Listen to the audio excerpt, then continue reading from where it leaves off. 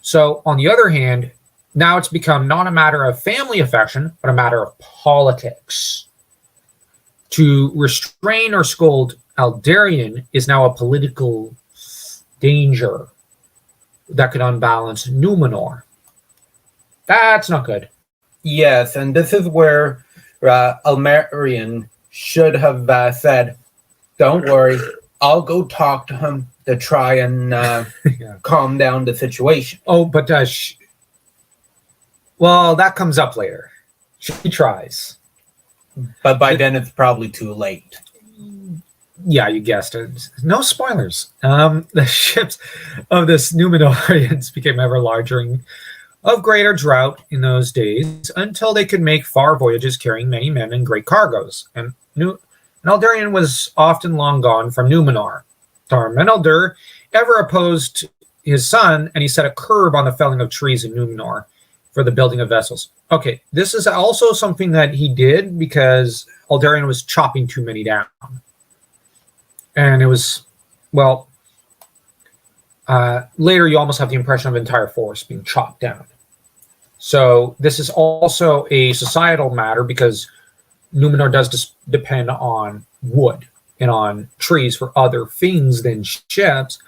So it's starting to create an imbalance. And it sometimes takes time for a tree to grow to a proper size. Yes, but Aldarian doesn't really care. Any tree will do, almost. You get the sense of it, of that at least. And the farmers of Numenor don't really, and the shepherds and whatnot, start to feel irritated. Because it causes havoc on the on nature and the ecology. Yeah, but and it came therefore into Aldarian's mind that he would find timber in Middle Earth and seek there for a haven for the repair of his ships. In his voyages down the coasts, he looked with wonder on the great forests, and at the mouth of the river that the Numenorians called Gwathir, River of Shadow, he established Vignalonde, the new haven. I love that name. Anyways, here, now, he's not looking at the great forests as, like, for example, when we were kids, we look at a forest as a place of adventure and danger. And now we grew up near forests that were near mountains, remember? And how it was a great adventure to go hiking, climbing with the dog and whatnot. And it was such fun. We'd also go blueberry picking. He's not looking at the forest that way. He's looking at the forest like, look at that timber.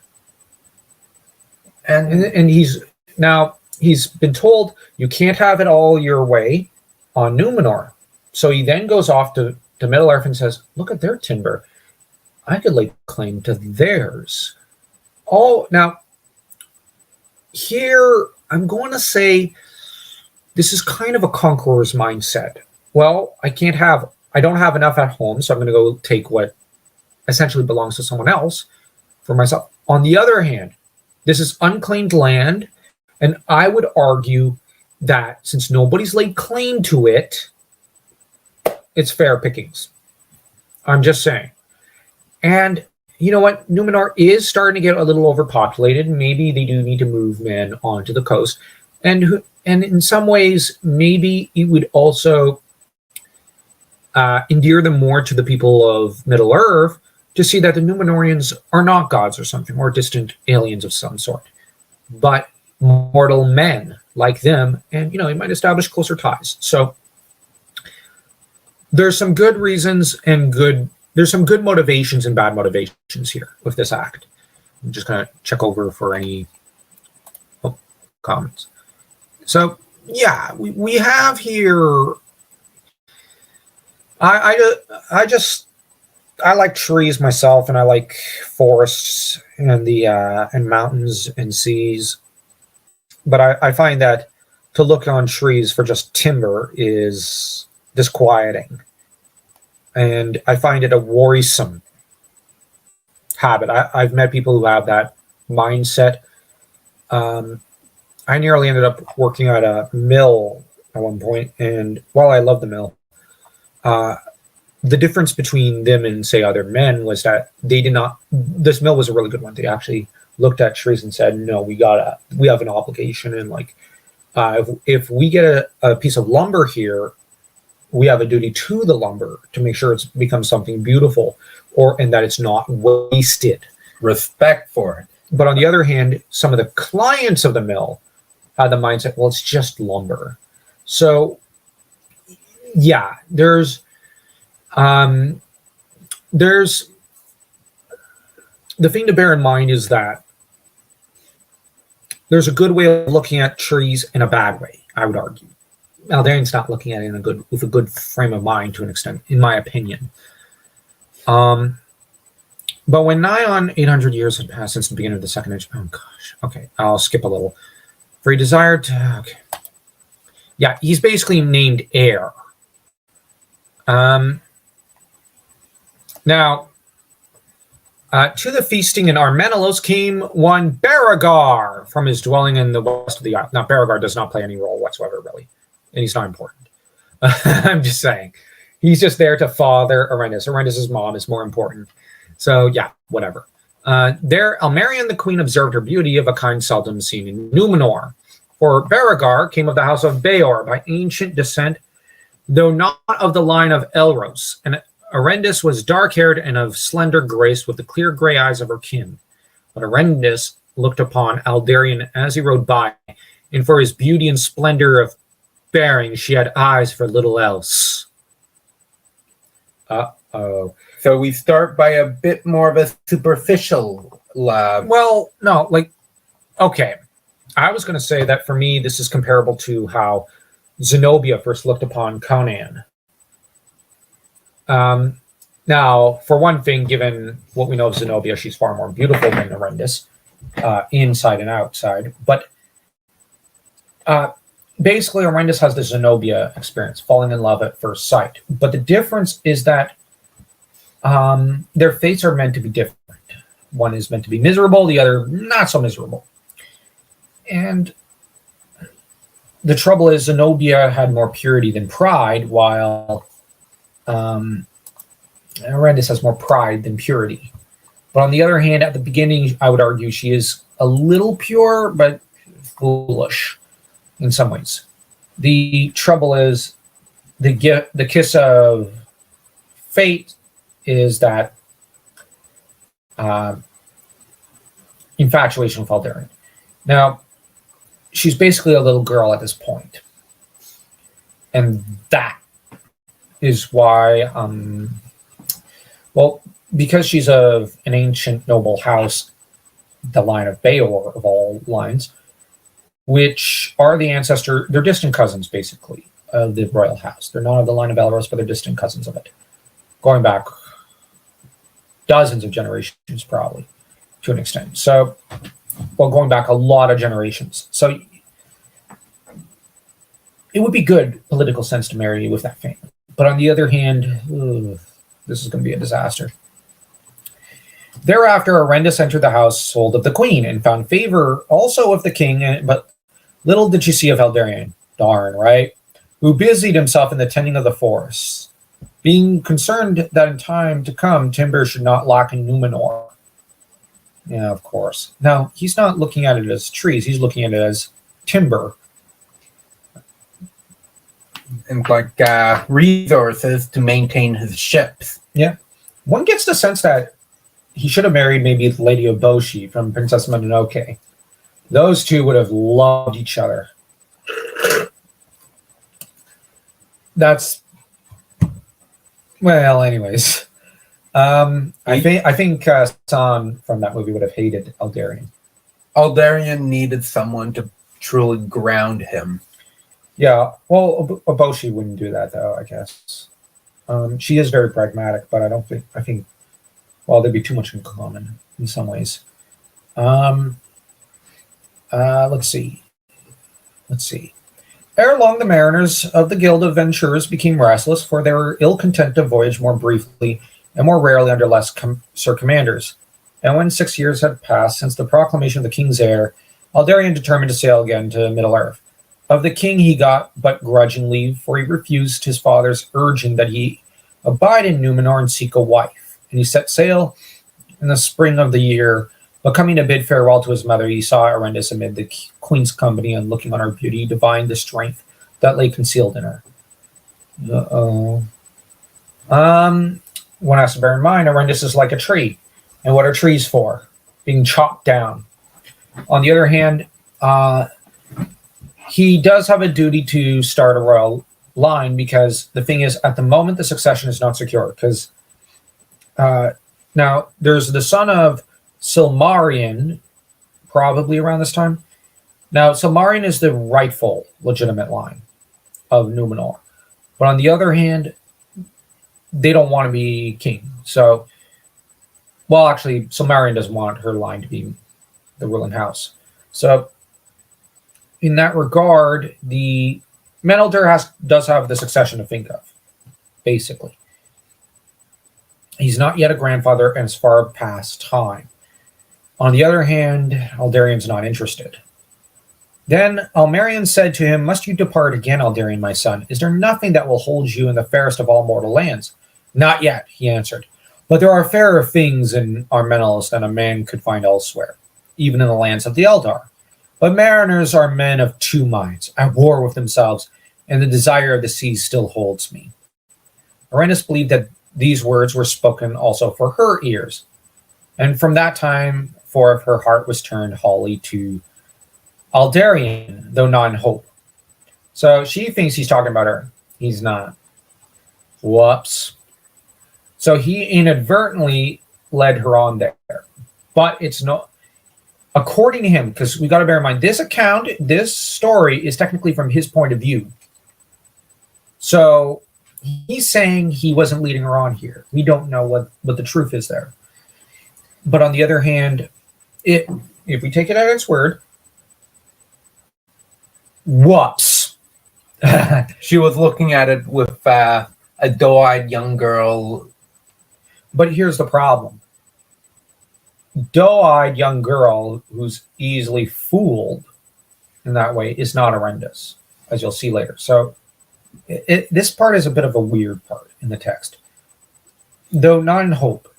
In those days, there was no need by law or custom that those of the royal house, not even the king's heir, should wed only with descendants of Elrostar Minotaur. But Arendis deemed that Aldarion was too high, yet she looked on no man with favor thereafter, and every suitor she dismissed. So here, obviously, she's popular with the boys, but nobody's good enough. And this is where I don't like where she's coming from. I just see it as, so they have to be a crown prince. Like, I can't agree with her here. Yeah, I know she's in love, but on the other hand, you get the sense that she's kind of set her heart too high, despite her having no hope to claim Aldarion for herself.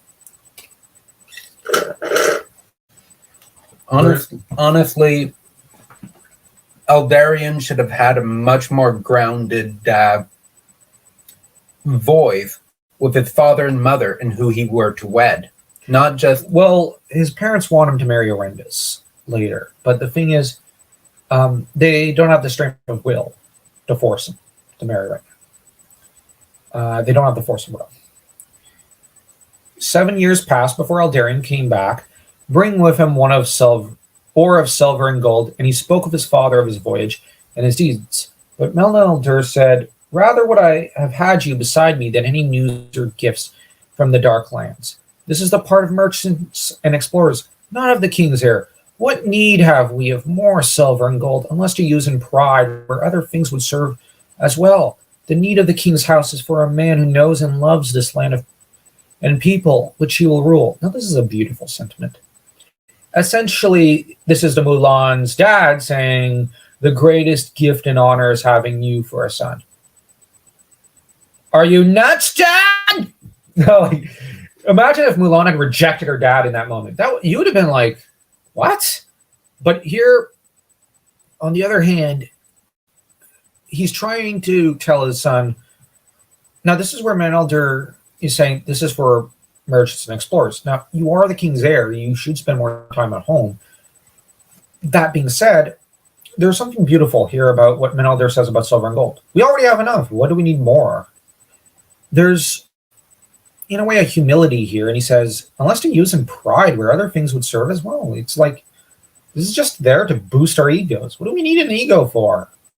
Like, essentially, Menelder, in some ways, is Tolkien's ideal king, in that he is someone who he keeps the seat warm. He doesn't actually do anything to an extent, except to try to be fair and just and see to everyone's needs. But the trouble is, without interfering in the people's lives, because Tolkien was practically an anarchist. On the other hand, you have a different view on Aldarian's part, who thinks gold and silver are valuable. But on the other hand, Menelder did reject his gifts, which that does wound Aldarian. But on the other hand, they already have enough. They're wealthy beyond compare. And Menelder says you do need to learn to love your own land and people. Because, and you have Aldarian. Do I not study men all my days? Said Aldarian. I can lead and govern them as I will. Say rather some men of like mind with yourself, answered the king. There are also women in Numenor, scarce fewer than men. And save your mother, whom indeed you can lead as you will. What do you know of them? Yet one day you must take a wife. What do you think? Yeah, but there's also women here. You don't have women on board your ships. So, you do need to get to know ladies, in how they think. They're not very similar to men in how they think. And women think very differently. And not all men think like mariners.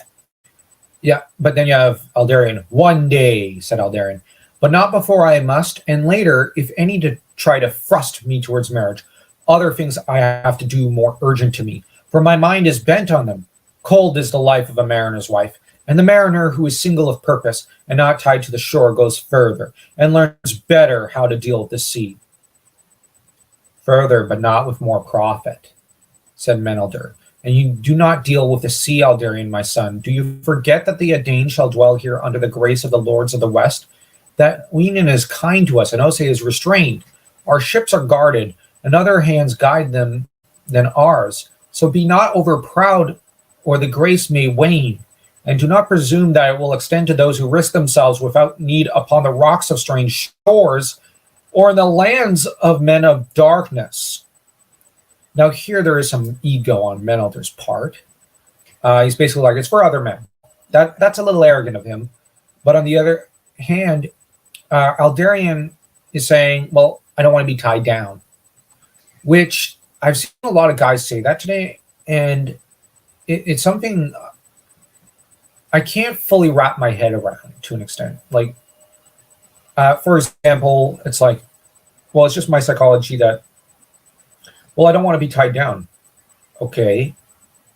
In what way does that mean? And I have some friends who are like, well, I don't want to be tied down by wife and kids or something. I'm like, well, for example, I don't have any kids or anything, but for me, it's my notion is that a wife and kids, as in the case of Tolkien, uplifted him rather than held him down. Look at what Christopher accomplished. Heck, Tolkien's other kids were also not without accomplishments. Look at Priscilla. She was an amazing woman.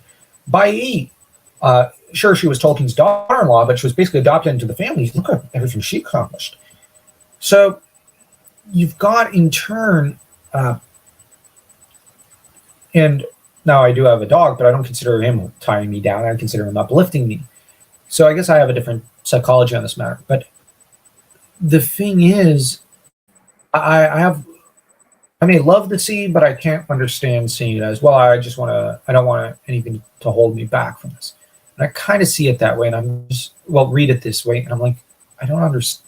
Aldarian, you do have to, well, okay, I can see it from his point of view. I like reading from different points of views, but the problem here is that Aldarian is shirking his duties. There's a difference between, let's say, myself or one of my friends and the king's son. And to be king is to sacrifice with every breath, almost. Typically, that's how it's supposed to be. And yet, Aldarian is not wanting to sacrifice or compromise here. And this is something that is not good. And seeing it from Eldarian's point of view, he sees his father as just dismissing everything he says, dismissing all of his opinions. But yeah, okay, fair. But Yeah, from there is that factor. from the other point of view, Menelder is seeing it as this is becoming an obsession. Well, it is an obsession. To what purpose then is the gracing of our ships, if they are to sail to no shores and may seek nothing not seen before? Well, he spoke no more of his father of such matters, but passed his days upon the ship Eambar, in the company of the adventurers and the building of a vessel greater than any made before. That ship he named Palaron, the far wanderer. So his response to his dad's words is to build a ship he dubs the far wanderer, basically saying, I'm going to wander further. This is far beyond teenage rebellion. I'm joking. Yet now he met Arendis often, and that was by the contrivance of the queen. And the king learnt of their meetings, felt disquiet, yet he was not displeased. It would be more kind to cure Eldarion of his restlessness, said he, before he win the heart of any woman. How else will you cure him if not by love, said the queen. Arendis is yet young, said Menelder. But Almerian answered, the kin of Arendis have not the length of life that is granted to the descendants of Elros, and her heart is already won. Basically, she has a much shorter lifespan than us. And on the other hand, Menelder sees it as, I don't think this match is going to end well. You have Almerian, love cures everything. Clearly, Almerian is a romantic at heart, and her husband is a much more cynical man. But here, communication has broken down. And I don't think at this point there's anything Menelder could do to rebridge the gap between him and his son. Yeah. Now, when the great ship Palaron was built, Eldarion would depart once more. At this, Menelder became wrathful, though by the persuasions of the queen, he would not use the king's power to stay him. So the queen saying, no, don't you use your kingly authority on your son to tell him what to do. You're going to give him everything he wants. I'm starting to think maybe Menelder should never have married Almerian. Maybe he should have gone with a different wife. Because she's constantly mollycoddling her son. And at this point, things have broken down so much that if Menelder were to force Eldarion to stay, Eldarion would come to resent Numenor. Yeah, so and would bring down. Okay, fair enough. Menelder cannot really restrain his son anymore. Yeah, I'm just saying his wife's not helping. Yeah, she's not trying to mediate. She's trying to just take her son's side. This is a situation where an alternative heir should be considered for the throne. Much to Eldarion's dismay. But Dan, there is no one else. The only other possible lineage, the mother of that line doesn't want her son anywhere near the throne. That's his older sister. His line. There's no one else. He probably should have tried fathering another son or something. Yes. But he only has his daughters outside of Eldarion. Yeah, not good, right? All right. You must be told of the custom that when a ship departed from Numenor over the Great Sea to Middle-earth, a woman, most often of the captain's kin, should set upon the vessel's prow the green bough of return. And that was cut from the tree Oeolari, that signifies ever summer, which the Eldar gave to the Numenorians, saying that they set it upon their own ships in token of friendship with Ose and Uinen. The leaves of that tree were evergreen, glossy, and fragrant, and it throve upon sea air.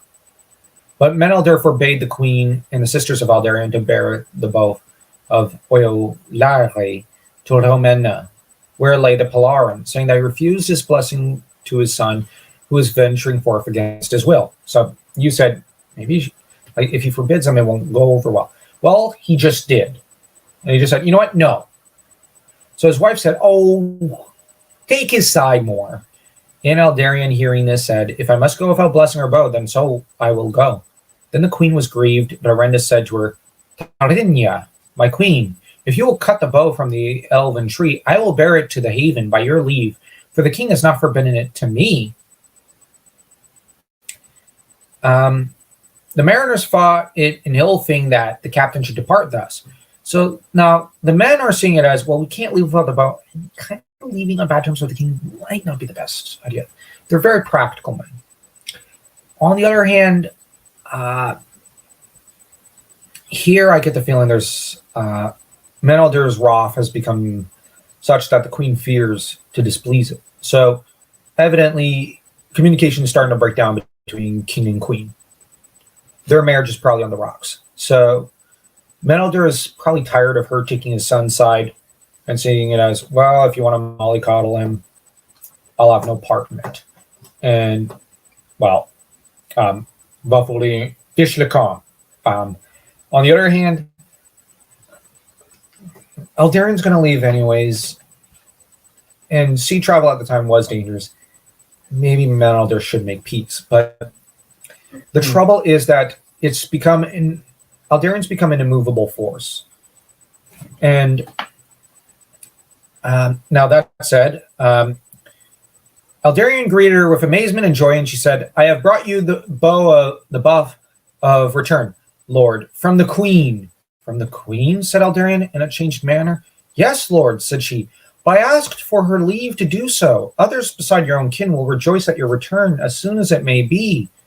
At that time, Eldarion first looked on Arendis with love, and he stood long in the stern, looking back as the Polaran passed out to sea. It is said that he hastened his return and was gone less time than he had designed. And coming back, he brought gifts for the queen and the ladies of her house. But the richest gift he brought for Arendis, and that was a diamond. Cold now were the greetings between the king and his son. And Menelder rebuked him, saying that such a gift was unbecoming in the king's heir, unless it was a betrothal gift. And he demanded that Eldarion declare his mind. He basically says, okay, so what are your intentions towards this young lady? Now, okay, I don't know. Oh, he should have looked to his daughter's children. I don't know if they have children yet. Yeah, I was thinking that. But maybe he should have gone with one of his daughters, because there's no law against. Well, actually, there is a law, I think, against daughters maybe at this time, but maybe he should have struck down that law so his eldest daughter could inherit, because his sister nearly inherited. Maybe he should consider passing the crown to his daughter, eldest. Yeah, okay. I'll actually fully agree with you, Bardling, and you too, Dan. And maybe he should have looked to one of his daughters and started grooming one of them. And maybe that could have been a way of Menelder saying, I'm going to support your sea travels. But in turn, you got to forfeit your claim to your sister. Now, as you find out later, Eldarion, that wouldn't go down well. But on the other hand, who knows? Maybe it would have been better. It might have saved a lot of heartache. Maybe as a diplomatic way, offering the possibility of a co-rulership. Eldarion could rule the seas. One of his sisters could rule Numenor. Stop being reasonable. I'm kidding. No, that's a very reasonable point. That's a very good point. And might assuage Eldarion's pride. Yeah, but the trouble is, Eldarion's, like, it's all or nothing. And it's very difficult to negotiate with someone who will not negotiate or compromise. Like, okay, you'll see later. But on the other hand, I do think the daughter idea was a really, really good one. That's a brilliant notion. I'm just going to make a note of that for later because I like the idea so much.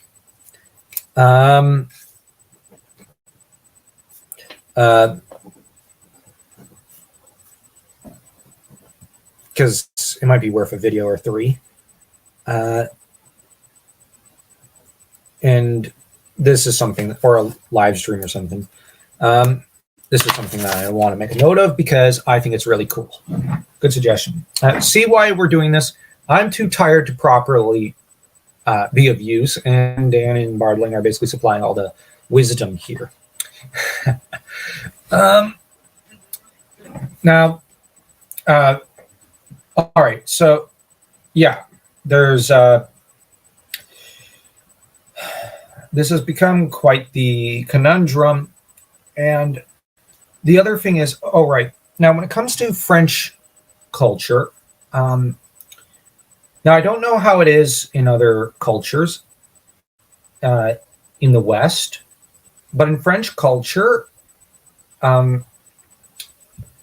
we have something, I think, in some families called la déclaration d'intention, the declaration of intentions. It's not a formal ceremony. It's just sometimes I've seen our uncle call it that. Another one of our uncles, his father-in-law said, "Je veux une déclaration d'intention." I want a declaration of intentions. Basically, what it means is you tell your girlfriend and her dad what your intentions are for her, whether you're going to marry or not. And this is also a means by which her menfolk may discourage you if you're just playing around with her, because they have to protect their daughter or sister. And this is something that, or oftentimes I've seen even, well, with some of our relatives, I've seen this declaration is done sometimes just between couples, but I've seen some of our female relatives invite their menfolk in because to force the guy to make his intentions clear, because she sees it as, I want that communal support. And the thing is, it's something that men in traditional French culture do also to back up the ladies and whatnot. They're not trying to. Now, here's the thing: if the female in the family or something says, I don't want him to make a declaration of intention," the men won't get involved too much. They'll just talk to her in private. But it's about men being honest and honorable, keeping men honorable. And the thing is, for some, like, I think every relationship, it depends. Like, I've seen, I think our uncle on our dad's side, it was 3 months, I think it was, into his relationship with our aunt before he was made to declare his intentions. I think it was like 3 to 4 months, I think. Because he used to play around with ladies, and then he was told, c'est ce qu'on fait avec les femmes dans mon famille, dans ma famille? On les marie. Do you know what we do with women in our family? We marry them. And that was a not so subtle cue to marry my daughter. Mm-hmm. And on the other hand, she later thanked her dad for backing her up there. And our uncle, who had already had the intention of marrying her, understood, okay, best to behave. And our grandmother actually supported her daughter-in-law in that. Yeah. She scolded her son and threatened to disown him if he did not make his intentions clear. Yeah. Typically it involves mostly the menfolk, but sometimes womenfolk interject. Now, I'm not sure whether this is something that's done in modern England, but I'm pretty sure this was done in older England, so to speak. Because here the king takes his son aside and says, okay, was that a betrothal gift? Because, you gave a diamond, like the most beautiful diamond ever seen on Numenor. That looks like, I think it's said that it looks like a multiplicity of stars, like hundreds of stars almost, when the sun bounces off it. That's that's a real gift there. Like, okay, son, we got to sit down. This is a major gift. Like I've seen, like you're really visiting her a lot. You're talking to her. You're basically dating her. What's the intent here? We do need to talk about this. And this declaration of intention is very important. And Aldarian's very fortunate that Arendis does not have any menfolk in her family, especially French ones. I don't think he'd survive if this was a French story. And the reason I say that is just declaration of intentions. Yeah, maybe that diamond, he should have given it to his mother instead. Yeah. In gratitude, I brought it, said he, for a warm heart amid the coldness of others. Basically, he says, well, you might be cold-hearted, Dad, but I brought it for someone who has a warm and kind heart, unlike you. It's yeah. It seems like it's gotten to the point where nothing is good enough for either side. But on the other hand, you got to bear in mind his dad may have rebuked him, but he's saying this was too good a gift. Like, Consider he is trying to. He's like, okay, I'm not going to talk to you as though you're my son, but I'm going to talk man to man to you here. And Aldarian's like, well, you're a cold-hearted snake. Well, not exactly, but like, this is very insulting for a warm heart amid the coldness of others. But the thing is, this is not a gift of gratitude. This is not a gift in gratitude. Like, this is way too much of a gift. This is almost a wedding band. Like, not like a band of music, but like a rock for a wedding ring. Anyways, cold hearts may not kindle others to give them warmth at their goings and comings. Now, Melilder has turned it on Aldarian and said, I'm not the cold-hearted one, you are. Imagine telling your son, saying that about your son. Like, wow. And again, he urged, like, I can't agree with Melilder. Yeah, okay, everyone has a temper, but you don't talk to your kid about your kids that way. Like, I can't imagine, like, yeah, I can't imagine talking about my kid that way. That it's why I they need counseling. At this point, there's nothing each other could do that's good enough for the other. Okay, I guess. He urged Aldarian to take thought of marriage, though he did not speak of Arendis. So he's basically like, come on, get married. But Aldarian would have none of it, for he was ever, and in every course, the more opposed as those about him urged it. So basically, the more someone says, can you do this? No! He's a no child. Oh, boy. Entreating Arendis now with greater coolness, he determined to leave Numenor and further his designs in Vignalonde. So he takes it out on Arendis, and then takes off for Vignalonde. He's basically not even dating her and takes it on her. Maybe she should have been sent away from court. Yeah, but the problem is Almarian didn't want that because she had the romantic notion that Arendis could cure Aldarian. Yeah. Sorry, I'm part of me of thinking now she's become the problem. Yeah. Initially, she managed to cool him, but now at this point, it's like it's best to bring in someone of a similar lifespan rather than someone of a shorter lifespan. Well, that's what they later do. They affect into law or the custom or something. Ça devient coutume pour que those of the line of Elros will only marry within the line of Elros. That's later broken by the time of Gondor and Arnor, because they have to. Life on land was irksome to him, for aboard his ship, he was subject to no other will, and the venturers who accompanied him knew only love and admiration for the great captain. So basically, he refuses to live under the power of another because he wants to be in control. On the other hand, all those at sea are his clients. He is their patron, and they are beholden to him.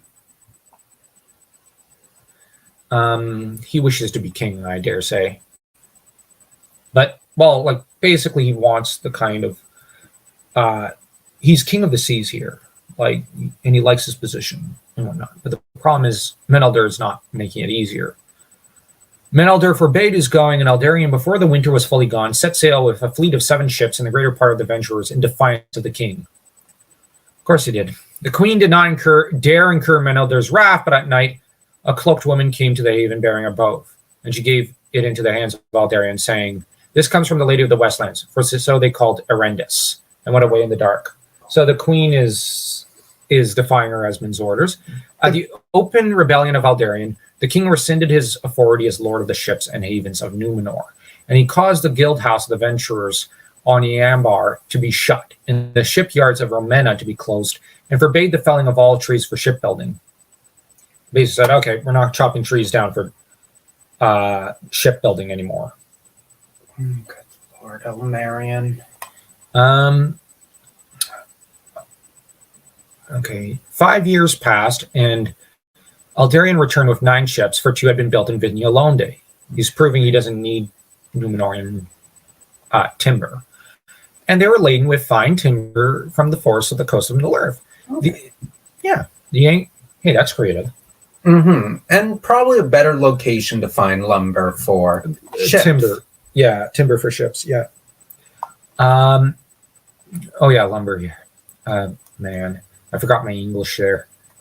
For a minute, I wondered what lumber meant because I'm translating as I'm reading into French mentally. So if I take a minute when Dan speaks to me in English for a moment there, like My sorry. brain is currently fed to English.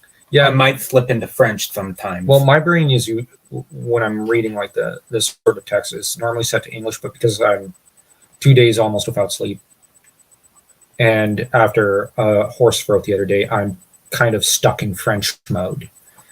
So part of my vocal analysis is also me translating it verbally for myself. So bear that in mind. I think I'm stuttering more than I usually do. The anger of Aldarion was great when he found what had been done. Oh yeah, because Daddy shut down the shipyards. And to his father he said, "If I am to have no welcome in Numenor, and no work for my hands to do, and if my ships may not be repaired in its havens, then I will go again and soon, for the winds have been rough, and I need refitment. Has not a king's son out to do but study women's faces to find a wife?" Basically, is my only job to look for a wife? So you think that the only thing a prince should do with his life is check out the ladies? That's Yeah, he's got no respect for his dad. There's escalation, and pardon me if I'm looking coldly at Almarian. Okay, She's escalating this mess. I guess. Has not a king's son out? Okay, the work of forestry I took up, and I have been prudent in it. There will be more timber in Numenor ere my day ends than there is under your scepter. And true to his word, Aldarion left again in the same year with 3 ships and the hardiest of the So, okay, he ended up building up to 9 ships. Now he's at 12 ships. So he chopped down a bunch of trees in Numenor and built up another 3 before leaving. At that point, he's kind of proving what Menelder said before true, because at 12 ships, he's essentially building a military fleet. Yeah. Well, it's a merchant fleet. But you got to bear in mind, piracy is rife in some parts of Middle-earth. He does need combat ships. I'm actually going to defend Aldarion there. You find out later there are some pirates circulating around, and one of his havens at one point is sacked. So... Okay, so he has to make sure there are some ships for... yeah, he does need escort ships. So, yeah, pardon me if I'm looking at 12 ships. That's quite a bit. But yeah, at least a few of them are probably guard ships, but he also needs large ships to carry stuff. So he needs cargo ships and war ships. So I may not be the biggest fan of Aldarion, but I will play devil's advocate where I feel it necessary. I will play it here. He does need warships. Anyone who goes out to sea like he does for large mercantile expeditions do need their warships. Like you look at the French ships that sailed across the Atlantic a few hundred years ago, they're peaceful ships carrying people across the Atlantic. But the thing is, they needed a lot of war fleet. They did need some warships to protect those ships because the English, for example, were keen to sack them and enslave the people on board and to throw them out. This is around the time of the year of the 15th century and 16th century. And so the French had to build extra ships, even though they just had mercantile intentions and kind of colonial intentions to colonize unused land in North America. Now, I say the French were trying to find unused land because that was the French intention. Now, I will say they allied with native tribes, but on the other hand, the English at the time did have slightly different intentions, just as the Spanish, every European power had different intentions regarding the lands. The French who sailed across the sea were peasants, just looking to escape from the caste system. Right, Dan? Mm-hmm. So so we have to look at it as working class guys' intentions, not as nobles. The nobles always have the intention of conquest. But the peasants had the intention of just let's get away from this mess. So that it was Europe at the time, so or France at least at the time. Well, it was the Capet Valois. They were not exactly the best line of Capetien. Anyways, you did need your warships, is my point, to safeguard your merchant ships. Yeah. It only makes sense. On that voyage, Eldarion was away so long that the people feared for him, and Menelder himself was disquieted, despite the grace of the Valar that had ever protected the ships of Numenor. When 10 years were gone, wow, 10 years, since his sailing, Arendis at last despaired, and believing that Eldarion had met with disaster, or else that he had determined to dwell in Middle-earth. Basically, she's like, if he's not fallen, he's settled. He is now living permanently in Middle-earth. And also, in order to escape the importuning of suitors. So basically, she's dealing with stalkers at this point. She asked the queen's leave. Okay, so she's got too many suitors. And I think we should read into it that there are a few of them that are getting a little overzealous. So Arendis,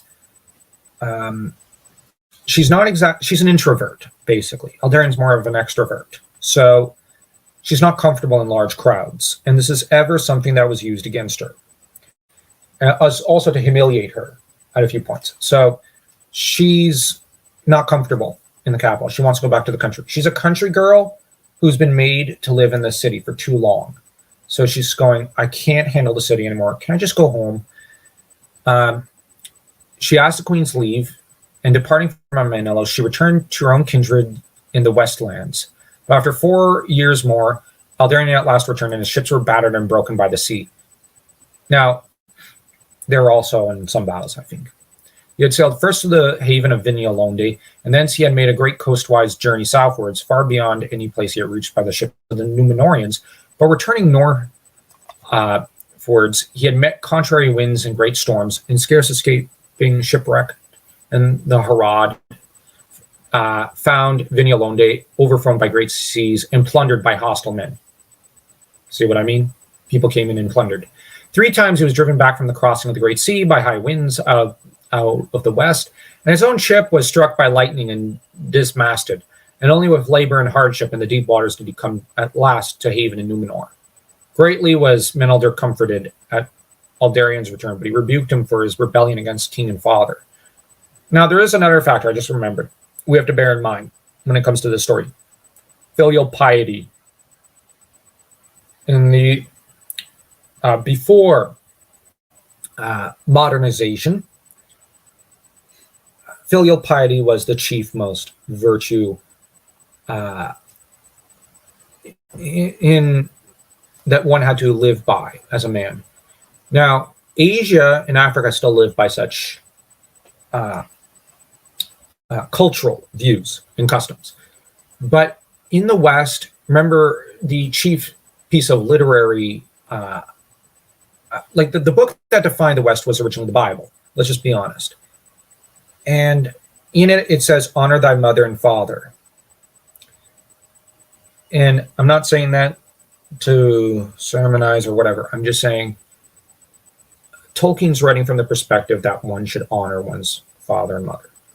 And the idea here is that this is something that every old culture has and civilization has. You must honor your mother and father. You must take care of them. You must be respectful of them. But on the other hand, I would argue they should be respectful of you because, you cannot let them rule your life. On the other hand, Eldarion does not have much filial piety so far from what I can see. But he rebuked him for his rebellion against king and father, thus forsaking the guardianship of the Valar, and risking the wrath of Osei, not only for himself, but for men whom he had bound to himself in devotion.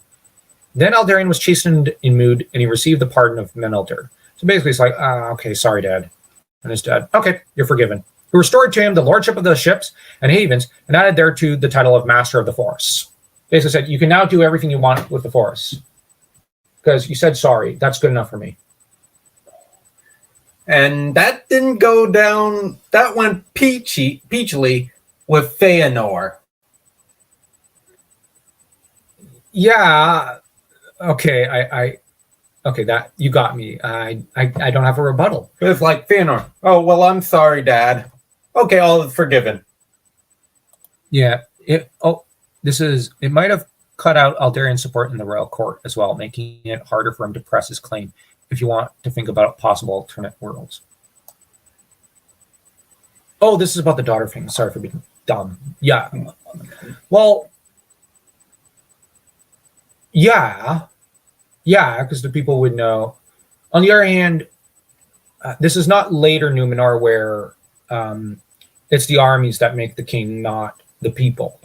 Well, not. But on the other hand, because Numenor does not at present really have an army, they have their mariners. But on the other hand, the mariners would feel nervous about going to battle on land.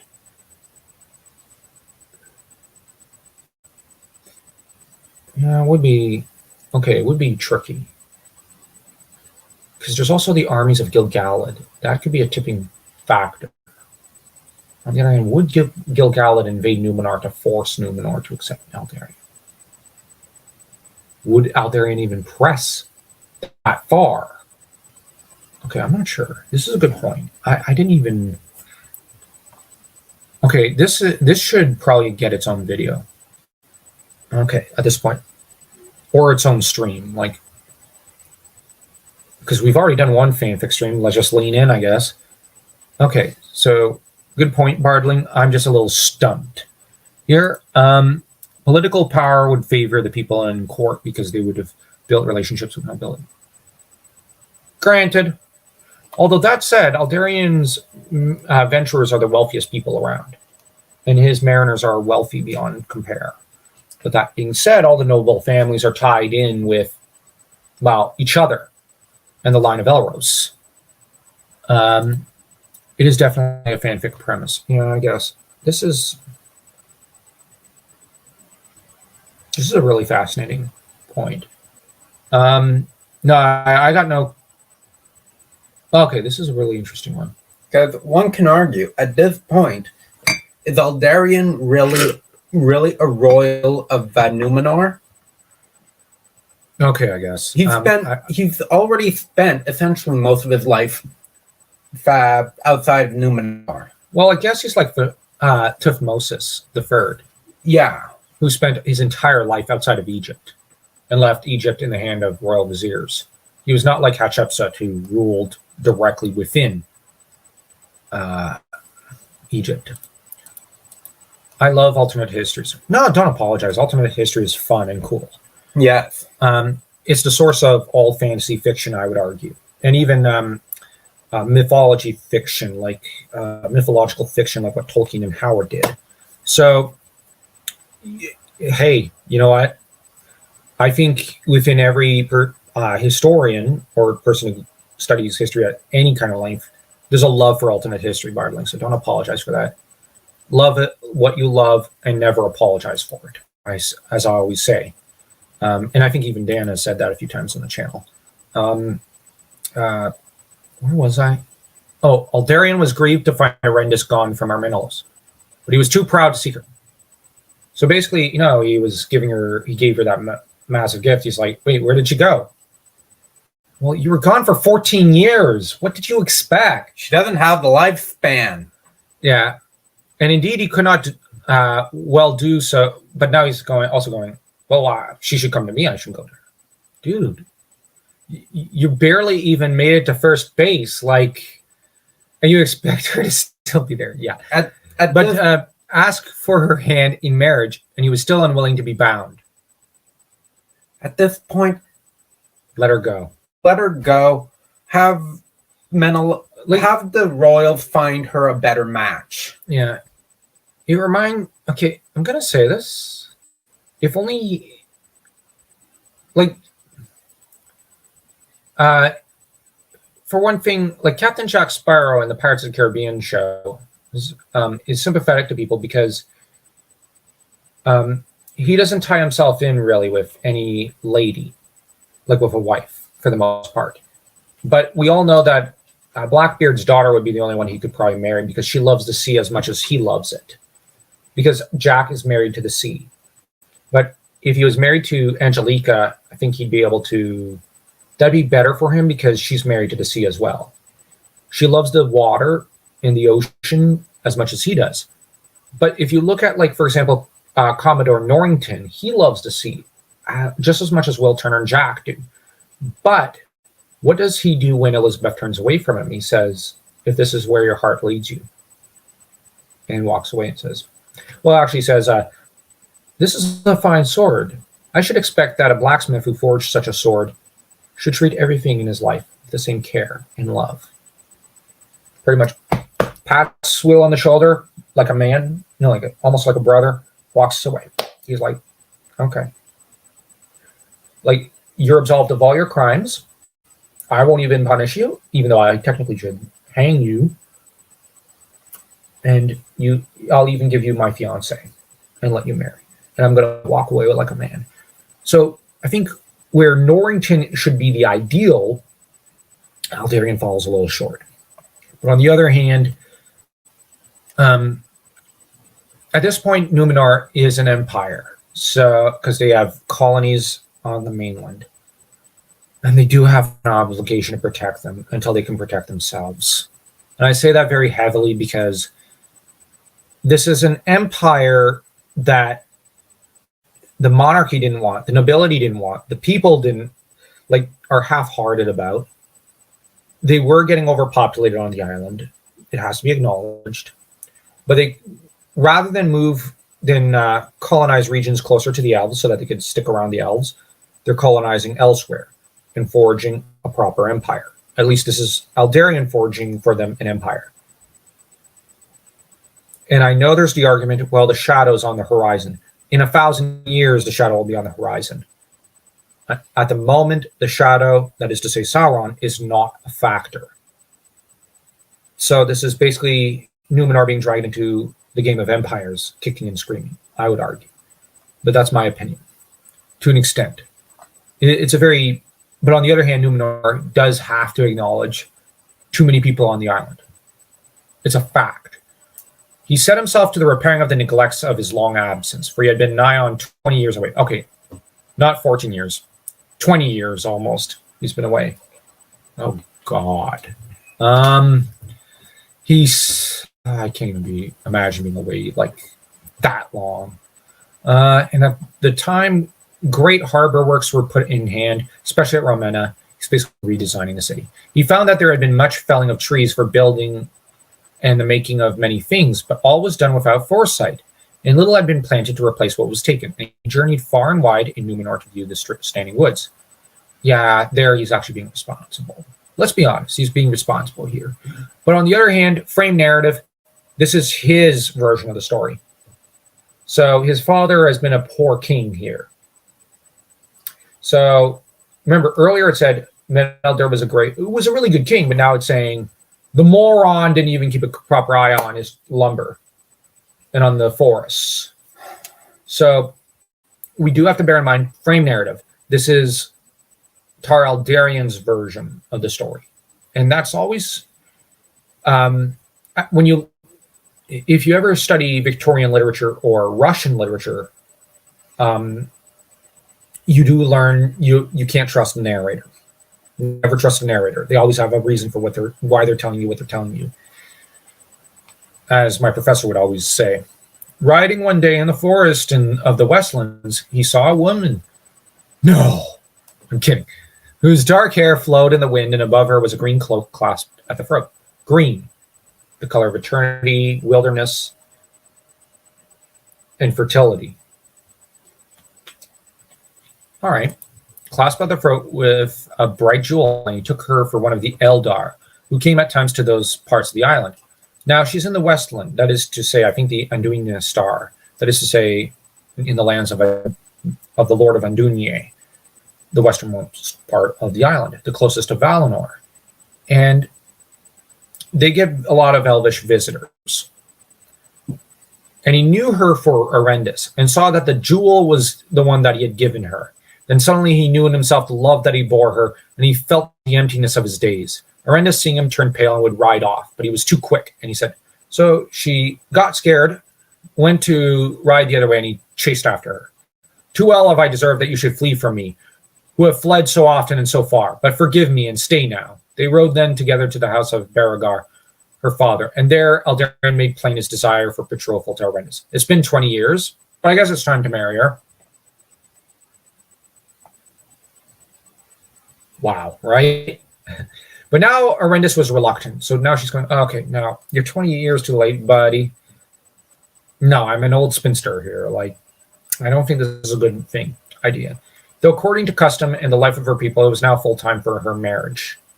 Now she also ages slower because biologically, because Numenorian.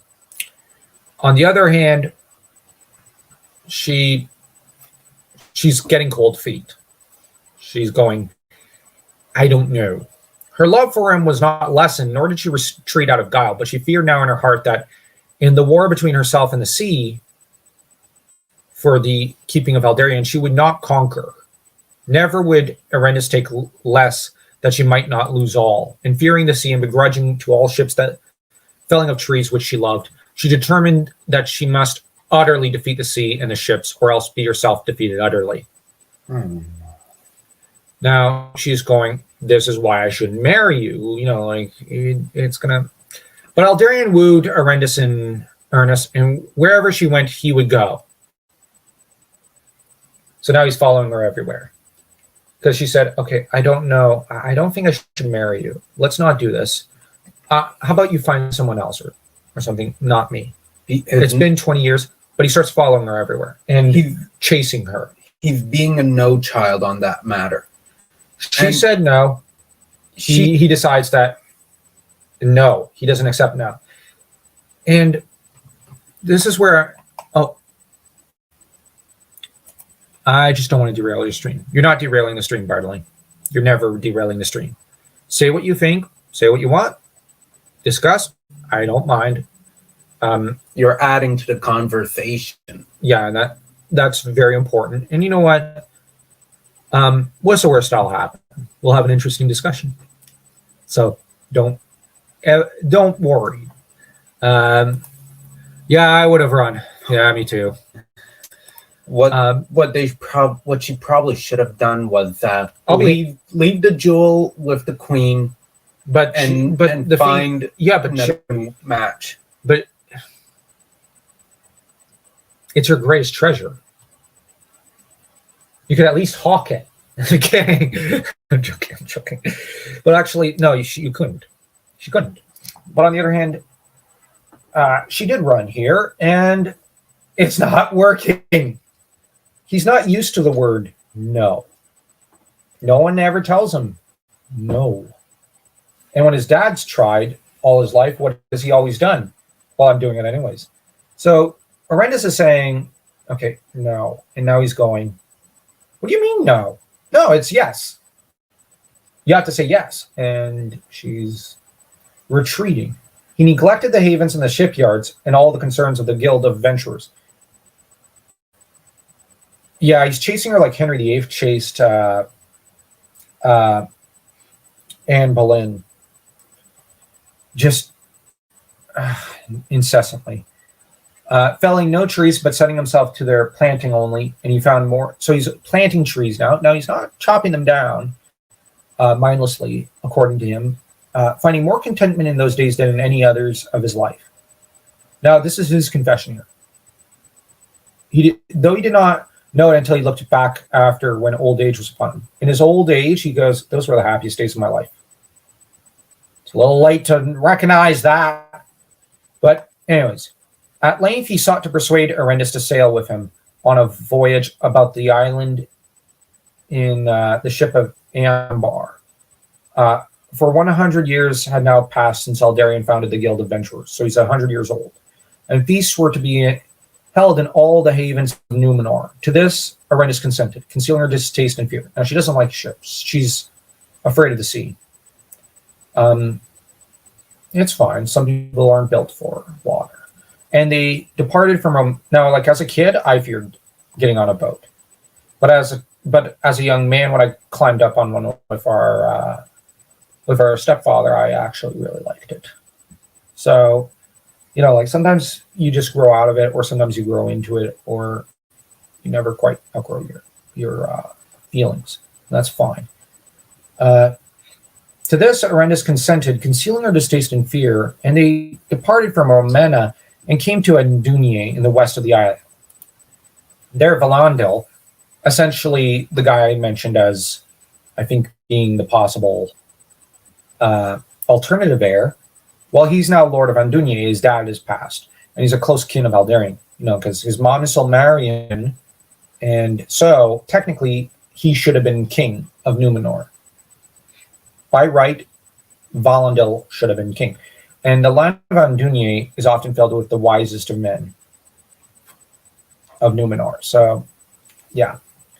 Held a great feast, and at that feast he drank, and Arendis named her Uinano, daughter of Uinen. That was not wise of Valandil, the new lady of the sea.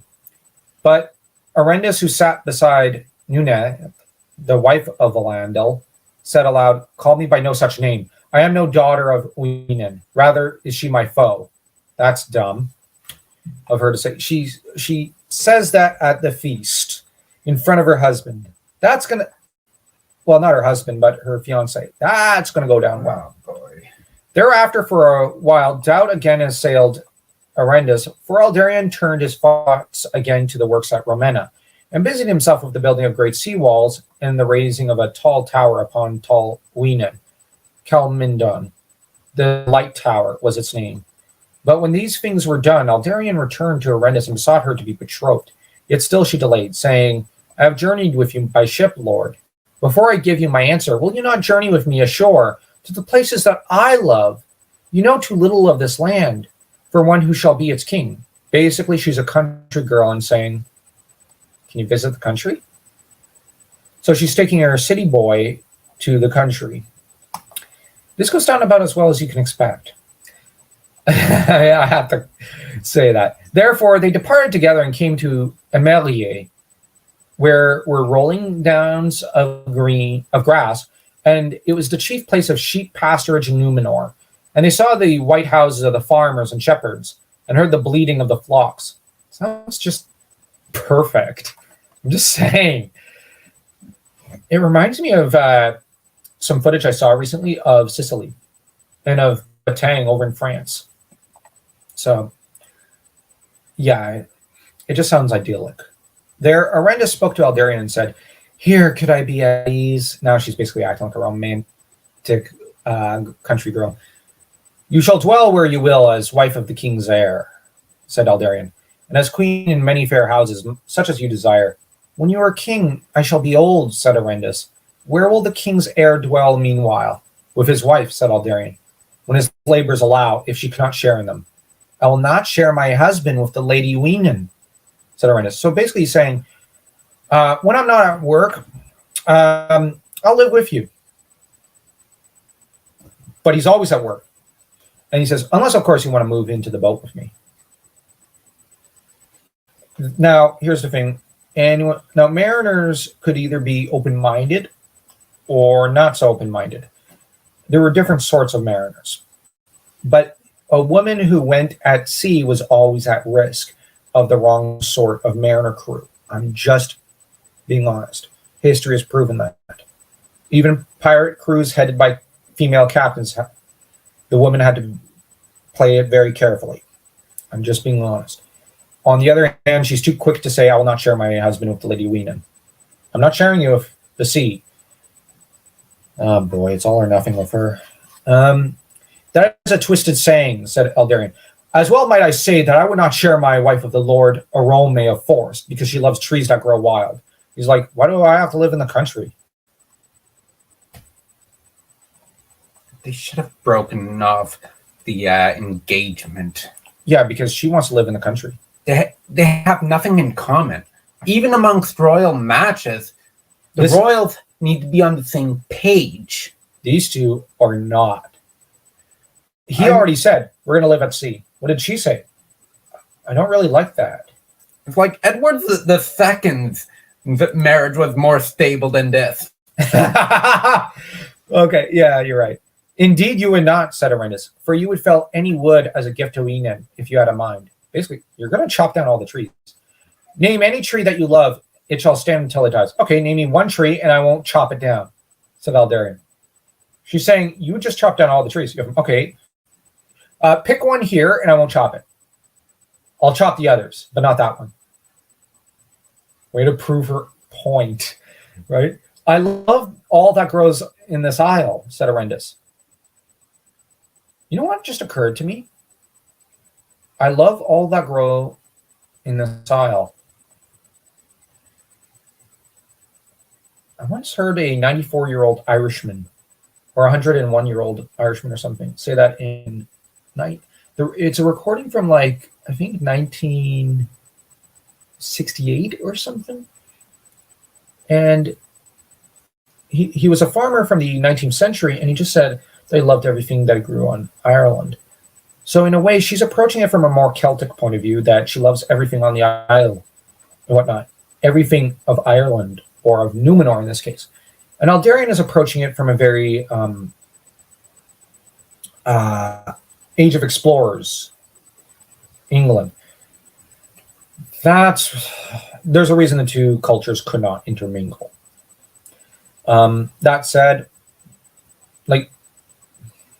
yeah. Then they rode a great while in silence, and after that day they parted, and Arendis returned to her father's house. To him she said nothing, but to her mother Nuneth she told the words that had passed between herself and Aldarion. All or nothing, Arendis, said Nuneth. No, wait, Nuneth. Sorry for the mispronouncement. So you were as a child, but you love this man, and he is a great man, not to speak of his rank, and you will not cast out your love from your heart so easily, nor without great hurt to yourself. A woman must share her husband's love with his work and the fire of his spirit.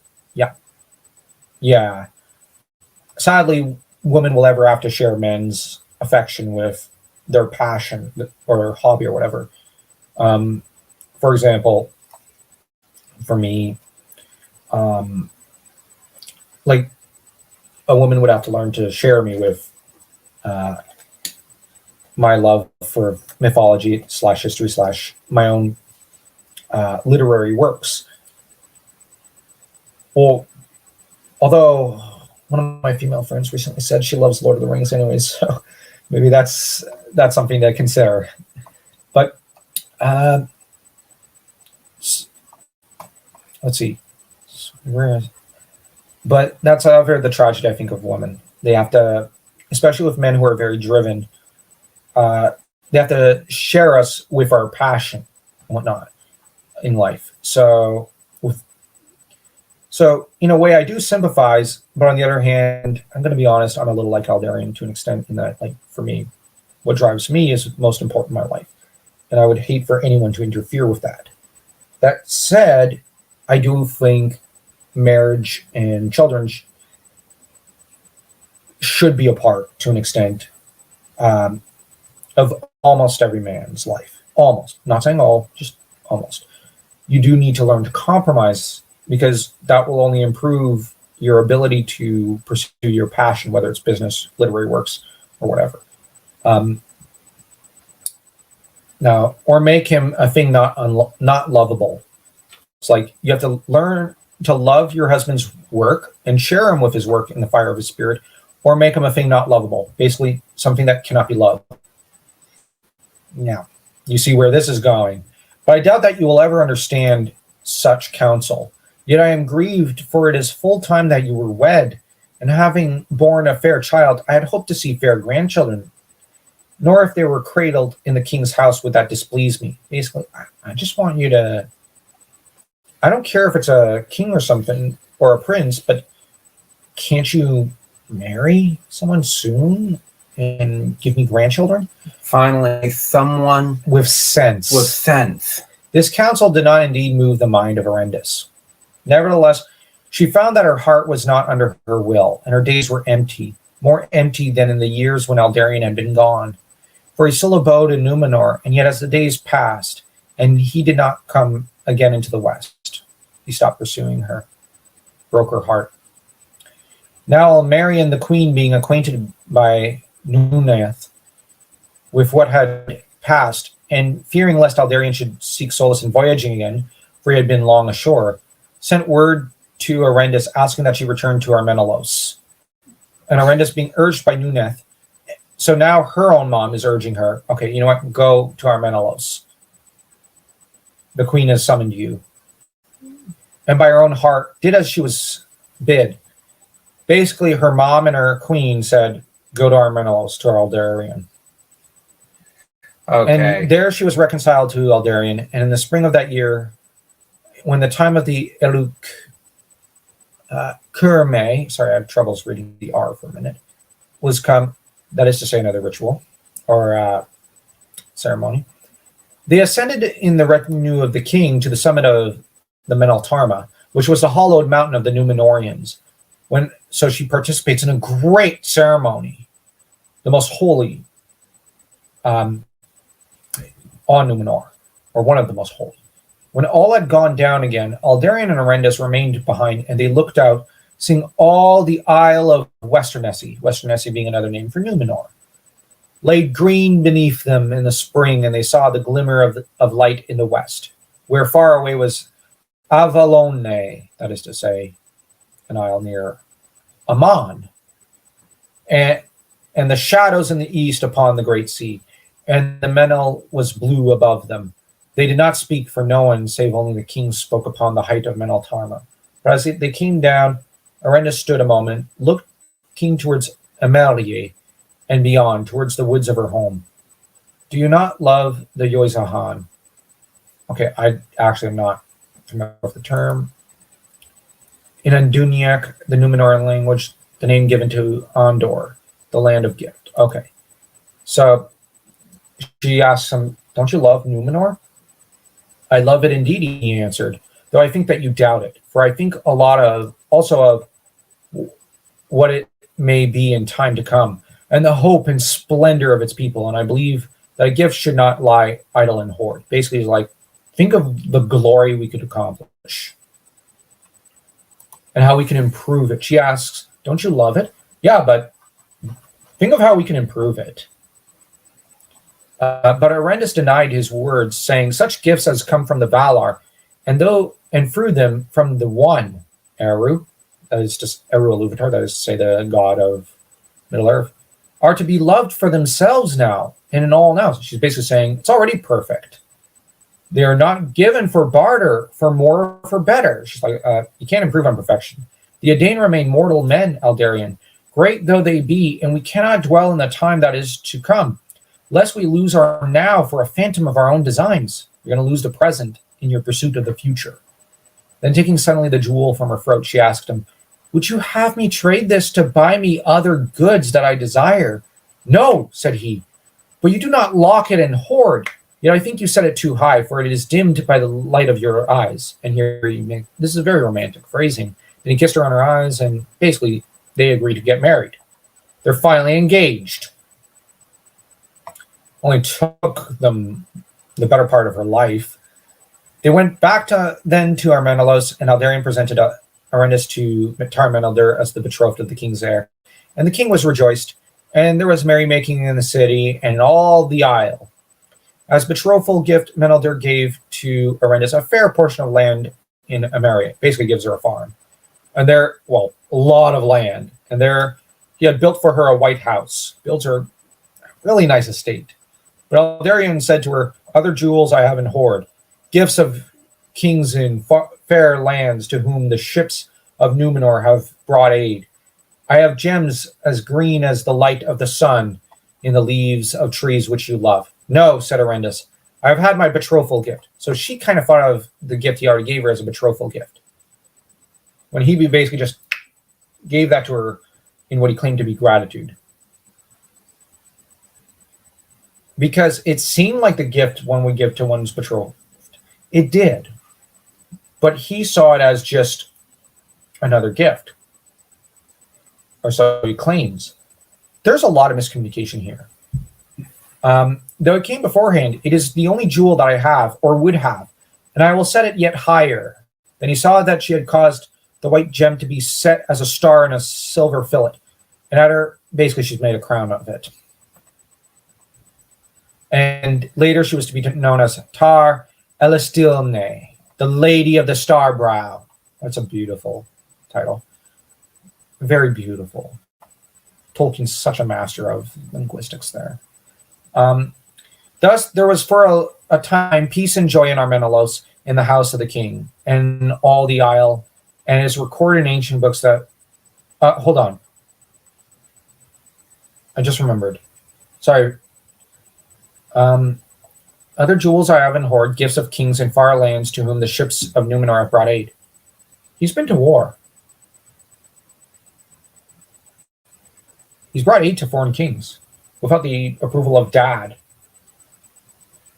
So Numenor has been at war without Numenor being aware of it.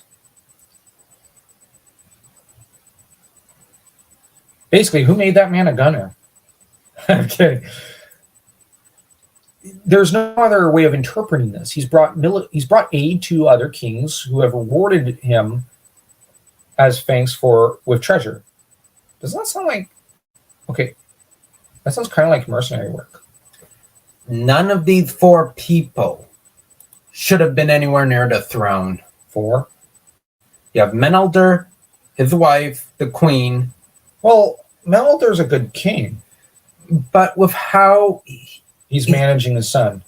Yeah, and legacy is one of a king's greatest duties. Okay. Oh, Bardling is saying, speaking more. It wasn't something that could be sold, and he was a spoilt brat that won't hear the word no. I guess, yeah. You would have to share her with her loves as well, but modern marriage partnerships are more equal than those times. In some ways, yeah. Oh, yeah. Like, you should share your wife with whatever drives her. I agree. Like, I have a friend from my days in university who is subscribed to the channel because she's just such a dear. She loves Victorian lit. She writes. Well, I've told Dano some of the stories she plans to write. They're beautiful. Yeah. Very, very lovely lady. And she once said that any man who marries her would have to share her with her Victorian lit in her writing, in her poetry, because she does like writing some poetry. So, and I've seen it. It's very beautiful. And yes, certainly, any man who marries her ought to know to share her. Also with her dogs, because she loves her dogs. So, yeah, I do agree, Bardling. Yeah, one has to learn to share one's spouse with their passion, their love of whatever drives them. And, like, I think every person should have a passion and whatnot. Outside, like, okay, for example, I would like to see her stuff. I read Andrew Wareham, who writes historic fiction set in England. Yeah, my friend writes mostly historic fiction set in Victorian England in the 19th century. And she tries to write in a bit of that style. I think her favorites are Oscar Wilde and writers like Joseph Conrad and Sir Arthur Conan Doyle and others like that. Brilliant girl. I haven't talked to her in almost a month because she's got her job at, I think, the casino, and I've got my job as a janitor at a Tim's. But I'll have to talk to her. She's been having troubles publishing, as have I. But that's where, on our history YouTube channel, I plan to, when it gets bigger, we're going to market her stuff and try to kind of lend it to her as a platform so that she can get herself a good publishing deal. That is, if that channel ever gets to a few thousand subs. And it's, and her, I think it'll be easier for her to find a publisher than us, but yeah, like, I do that out of friendship because, like, I really love her work and I think it must be published. God willing, it will get published no matter what. Even if I have to fight that battle myself. So if she ever sees the stream, hey, I'm kidding. I'm on your side. Oh, right, Charles Dickens. That's the writer I was thinking of. That's her favorite, I think, Charles Dickens, which I love Dickens. Oh my gosh. Christmas Carol is my favorite of his works. Let's see. But alone among the people, the mariners of the Guild Adventurers were not well content. For 15 years, Aldarion had remained in Numenor and led no expedition abroad. And though there were gallant captains who had been trained by him, without the wealth and authority of the king's son, their voyages were fewer and more brief, and went but seldom further than the land of Gil-galad. Moreover, timber was become scarce in the shipyards. Well, you've chopped too many trees down. For Aldarion neglected the forest. Oh, okay, so they didn't. I think. So even Aldarion's going, okay, we're not chopping too many trees down. I don't want to peeve off Horrendous and Menelder too much. But now the mariners are starting to whine. They can travel without him, but they want him to travel with them. They're essentially being in a way spoiled brats about it. It's like they've had about a good century out adventuring with him, and essentially the moment he's like, okay, I'm settling down, they're mutinying. At their prayer, Aldarion did so, and at first Horrendous would go about with him in the woods. But she was saddened by the sight of trees felled in their prime. And so he's starting to chop trees down again. Now, soon therefore, Aldarion went alone and they were less in company. Now, bear in mind, the frame narrative, this is all from his perspective. But I actually think he's being honest here. Like, she didn't like seeing the trees hewed down. And he was kind of reluctant. So they still have a couple of ships, but they do need to rebuild the fleet. And Aldarion has been pressed into this, gang pressed into this against his will. So he does deserve some sympathy here. It's the Adventurers Guild. Now, the Adventurers Guild does do a lot of good later and are expanded into the Royal Numenorian Navy. Yes, the Guild gets absorbed into the Navy, the Imperial Navy of sorts of Numenor. But that's under kings who are at first very, very wise, really good monarchs, great rulers. Then later under not so great rulers. So now the year came in which all looked for the marriage of the king's heir. Even Genie was there. Sorry, I had to do that. I had to reference Aladdin and the King of Thieves, or the 40 Thieves, or whatever. Sorry, I love Robin Williams. I miss him. For it was not the custom that betrothal should last much longer than 3 years. One morning in that spring, Aldarion rode up from the haven of Andunier to take the road to the house of Beregar. For there he was to be guest, and thither Horrendous had preceded him, going from Armenelos by the roads. The land, a west wind was blowing, as often at that season, beloved by those who had a mind to sail for Middle-earth, and white-crested waves marched toward the shore.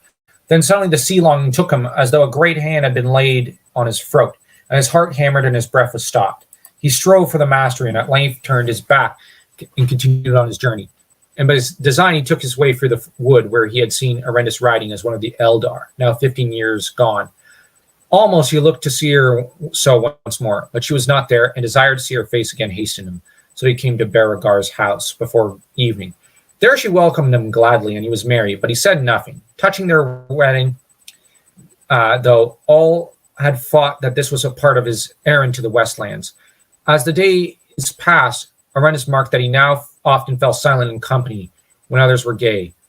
Gay, not in the modern context of homosexuality, but of happy, the French meaning of the word, because the word is actually originally a French word, like gay, to be joyous.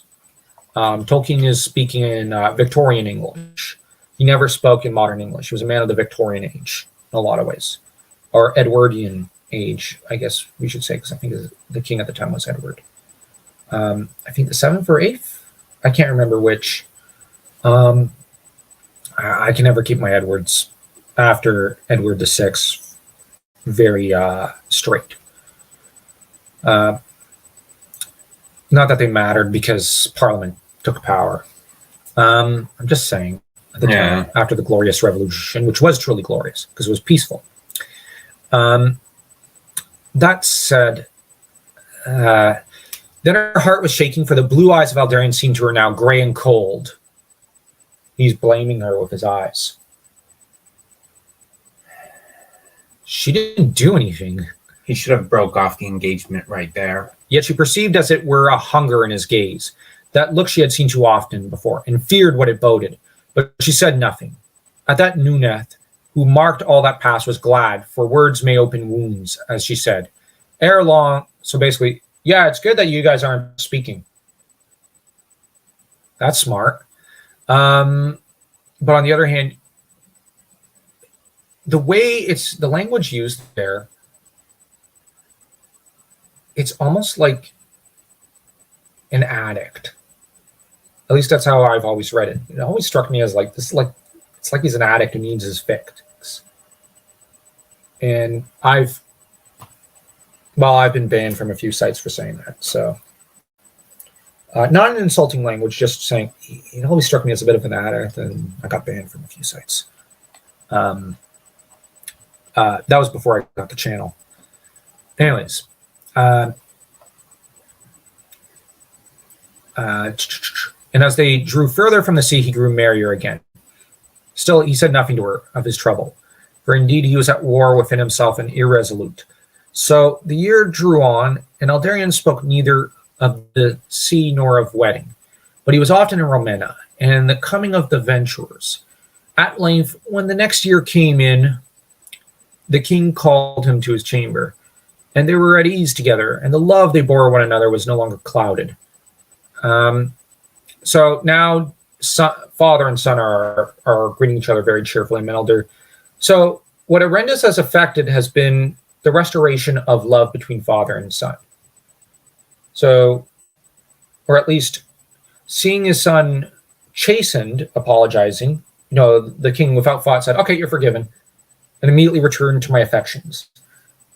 And ever since then, father and son have been close, and the father has doted upon his son and tried to atone for the previous arguments. So Tar Menelder does deserve some credit, saying, though he did not apologize in turn, he strove to make peace with his son.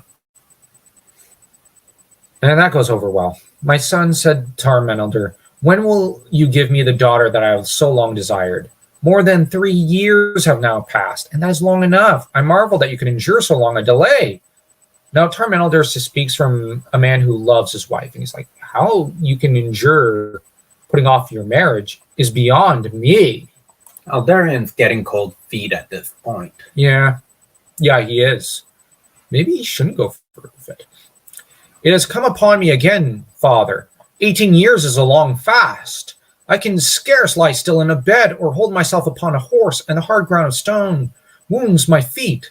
Then Menelder was grieved and pitied his son, but he did not understand his trouble, for he himself had never loved ships, and he said, alas, but you are betrothed, and by the laws of Numenor and the right ways of the Eldar and Edain, a man shall not have 2 wives. You cannot wed the sea, for you are affianced to Arendis. Then Eldarion's heart was hardened, for these words recalled his speech with Arendis as they passed through Mariage, and he thought, but untruly, that she had consulted with his father. He's like, you two have conspired against me to bound me in this marriage, is essentially what he's thinking. It was ever his mood if he thought that others combined to urge him on some path of their choosing to turn away from it. But he essentially chose. Smiths may smith thee, and horsemen ride, and miners delve when they are betrothed, said he. Therefore, why may not mariners sail? If smiths remained 5 years at the anvil, few would be smiths' wives, said the king. So, okay, the king's trying to be funny. He's like, hey, I don't think any blacksmith. No woman would marry a blacksmith who wouldn't actually move away from his anvil. And mariners' wives are few, and they endure what they must, for such is their livelihood and their necessity. The king's heir is not a mariner by trade, nor is he under necessity. There are other needs than livelihood that drive a man, said Eldarion, and there are yet many years to spare. No, nay, said Menelder. You take your grace for granted. Arendis has shorter hope than you, and her years wane swifter. She is not of the line of Elros, and she has loved you now many years. So here Menelder is pleading and saying, come on, son. He's not ordering here, he's begging. He's basically groveling at his son's feet, saying, Come on, son, you gotta do the right thing. She held back well nigh 12 years when I was eager. I do not ask for a third of such time. Oh, just give me 5 minutes, essentially. She was not then betrothed, said Menelder, but neither of you are now free. And if she held back, I doubt not that it was in fear of what now seems most likely to befall if you cannot master yourself. In some ways, you must have stilled that fear. And though you may have spoken no plain word, yet you are beholden as I judge. He's like, you have responsibilities. Then Aldarion said in anger, it were better to speak with my betrothed myself and not hold parley by proxy. Basically, he's now accused his dad of arguing on her behalf. Basically, his dad doesn't have an opinion that Arendis didn't give him in this conversation. When Menelder's actually just talking about responsibility and obligation and duty, all words Aldarion doesn't like here, because he thinks they're being used against him. And he left his father. Now, here he fancies his father is using those words against him to bind him to Arendis. And that really it's Arendis speaking through, like basically they've conspired against him, and it'd be the weirdest conspiracy ever. But this is supposedly a conspiracy. You're going to be married and have kids and lead a good life. I'm kidding. But this is his mindset that they're conspiring to keep him from the ocean he loves so much, which, okay, like, yeah, it's a weird conspiracy, according to him. Not long after now, bear in mind, this is his story. So he later realized, whoops, they didn't conspire. Whoops. Not long after, he spoke to Arendis of his desire to voyage again upon the great sea waters, saying that he was robbed of all sleep and rest. But she sat pale and silent. At length she said, I thought that you were come to speak of our wedding. He came to her and said, I have to talk to her. And she went, oh, the wedding. And then he says, I'm going off to sea again. And he says, I will, said Aldarion. Shall be as soon as I return if you will wait. We'll marry as soon as I come back. Bear in mind, last time he left, it was for 20 years. But seeing the grief in her face, he was moved, and a thought came to him. It shall be now, he said. It shall be before this year is done, and then I will fit out such a ship as the venturers made never yet. A queen's house on the water, and you shall sail with me, Arendis, under the grace of the valor of Yavanna and of Arome, whom you love. You shall sail to lands where I shall show you such woods as you have never seen, where even now the Eldar sing, or forests wider than Numenor, free and wild since the beginning of days, where still you may hear the great horn of Arome, the Lord. Okay, Aldarion, you're trying to romance Arendis, not me. I'm kidding. Now, I think this is a beautiful offer. I think this is a great deal. I'm sorry, but this is a good deal. She loves forests. He'll take her to the forests of the Eldar. And to Middle-earth, yeah, she hates the ocean, but he'll give her her own ship. Now, on the other hand, she hates all ships and water. She doesn't like, she's seasick. She's afraid, she has aquaphobia. She generally has a phobia of water. So I don't think she'll ever go. Like maybe if you were to knock her out. So, okay, we need Conan with a club her on the head, take her off to the sea and sail her across the sea before she can realize she's at sea. And then you club her again and take her back to Numenor. All you need is to knock her out. Never mind any potential brain damage. I have to check the comment section. Sorry. Oh, man. If you enjoyed this video, don't forget to smash that subscribe button, and to also check out our Substack and our book, which you'll find in the description down below. Do take care.